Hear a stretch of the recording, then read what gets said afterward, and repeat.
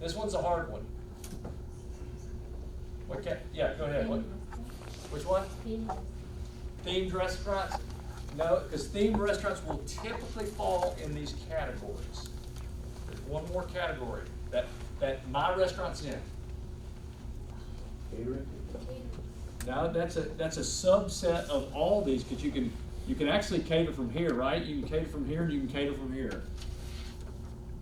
I have a couple guesses. Okay, you know, like cafeteria, kind of like Piccadilly, Yeah? or like grab and go type thing. Ooh, you're getting really close. You're getting super close. I don't know. Oh, those are my guesses. All right, if you've given a comment, go get a cookie or brownie. All right, so my restaurant, I'm gonna give you the ones that fall in this category. And it's one of the fastest growing restaurant segments that there is. Panera Bread, Nuke's, McAllister's, Jason's Deli,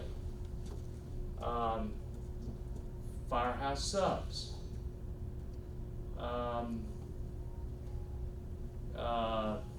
Chipotle. Quick service? Okay, That would be. that's fast food, quick service. It's something called fast casual. Okay, so these are really the categories that we talk about in the restaurant business, and so out of those restaurant concepts, what's the difference between these two? I told you about the brands that operate in the fast casual environment. What are the differences? The fast casual is healthier. Uh, Healthier option. All right, go get yourself a cookie or brownie. I love that. Yes, eat a cookie or brownie. It's healthier, right? All right, healthier. That's one thing. Ugh, I can't spell. All right, what's another one? Quality. You can get yourself a cookie or brownie for quality, because I like that from my brand, and it is. But there's really more of a distinguishing characteristic. There's more like you can sit down and like dining room, more dining room.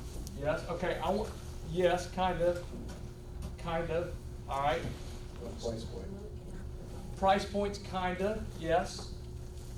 How do you transact an order at one of these fast casuals versus casual dining versus fast food? You go to the counter. Okay, so here you go to the counter, and what do? You order your food. What happens? Comes out almost instantaneously. You get your food. You stand up there and wait for your food, right? Here, what happens? Somebody comes, takes your order, and they bring your food out. What happens here? You order up front and then Take it's your right order back and to the then go table. sit down. Yes, so that is the distinguishing characteristic between fast casual and fast food and casual dining. So, anyway, let's see. Oh, you don't have a cookie or brownie yet. Oh, no. Well, I'll have to. All right. So you can't go get one yet. So there's an addition. So there's always changing in the restaurant business. They're always adding unique, different kind of categories. And there's a new category right here. And it's kind of these two combined. What's it called? Fast dining. It's fine, fast, casual. And so I'll tell you about, so you can go get yourself a brownie because you tried. So fine, fast, casual. And so really what that means is in the restaurant, in the fast casual world, we're trying to elevate the brand, the food that we serve. Does that make sense? We're trying to make it like a little bit higher end quality product in this fine, fast, casual. That hadn't become a full category yet, but you read about it in all the trade journals. It's always in there. We're talking about this guy's trying to go to the fine, fast, casual business. This guy's trying to go to the fine, fast, casual business. So anyway, so again, in 1993, I started Holiday Deli and Ham Company. It really was a fast casual restaurant. It was the first fast casual restaurant. Bogies and Us, one of the first fast casual restaurants in the city back in 1993. People weren't doing that back then. Now everybody's doing fast casual. It wasn't like I was smart. It was just something that we did. And And so we've had that store from 93, and in 96, I bought a concept and I brought it to Memphis, Tennessee. So not only have I started my own concept, I bought a concept called Jason's Deli. I bought a franchise and I brought them to Memphis, okay? And I opened Memphis market. I had a franchise territory.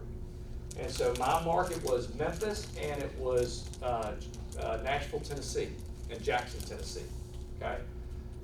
I expanded the market for 3 stores, and 10 years later, I decided to sell my concept, my Jason's Deli territory. So I sold that Jason's Deli. So there might be some questions about franchise and what that looks like, and I can tell some little stories about that. So I kind of want to give you a broad brushstroke about who I've been, but I've always been in this fast casual world is where I've been. So fast forward till today, let me tell you some of the negatives. So my dad experienced his tough season in life, right? And he won the Franchisee of the Year with Wendy's. I actually won the Franchisee of the Year with Jason's.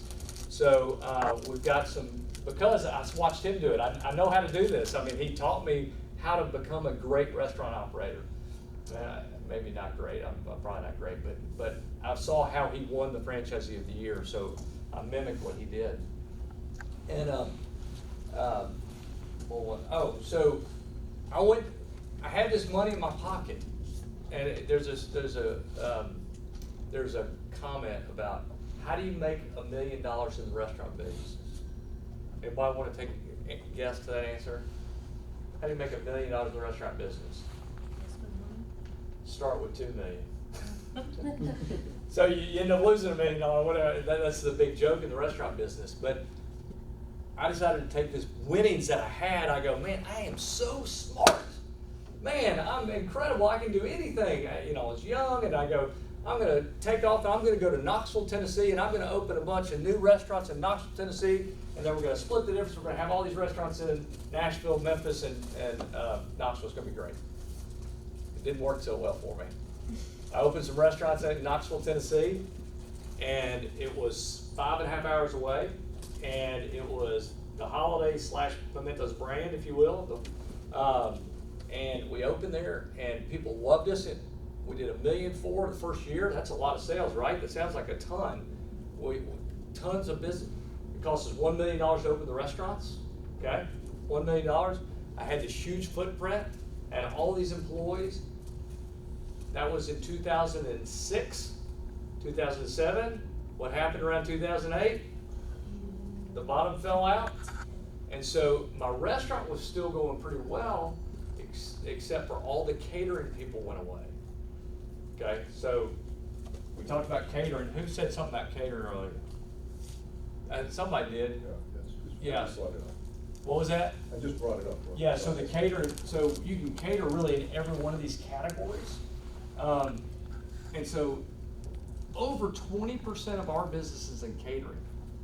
You lose 20% of your business, it's tough. It is really tough. And so that's what happened in Knoxville to me. And I actually ended up closing some restaurants.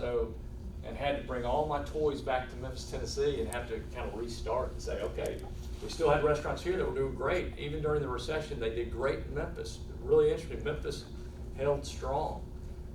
So we had to kind of reinvent ourselves. So in that time of trying to think about, okay, what do I want to do next? As I've been in this restaurant business a long time, what do I want to do? And I made the point that I wanted to do something a little bit better. And so I wanted to get in this thing called this fine, fast casual. Because everybody, this is getting pretty crowded up here, this business. So I opened Pimentos Kitchen and Market in 2016. You been there? My family loves Pimentos. Right on, good, thank you.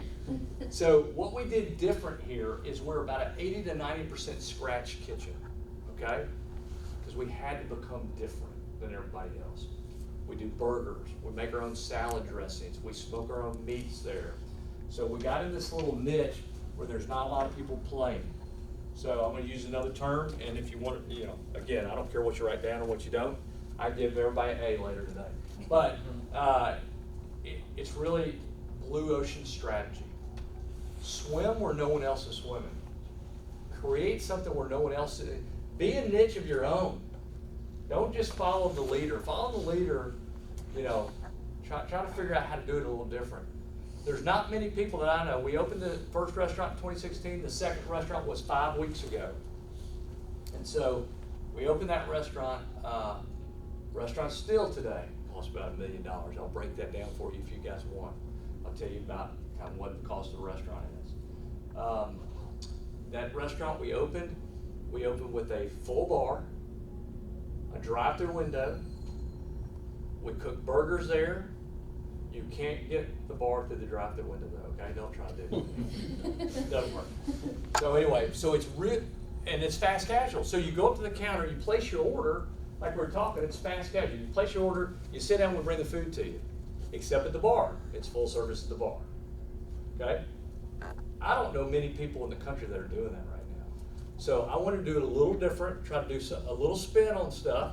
People are loving it. People are liking what we're doing, especially at the new location. So I'm really excited about Pimentos. That's just kind of a little story about who I am and what we've done. And I want to make sure that I can give you guys any questions that you have about that. So if you have them, write them down. I'm going to mention a couple of other things because I've got a few more things to obviously talk about. So, you know, one of the things my dad used to always tell me is a restaurant business is a jealous mistress.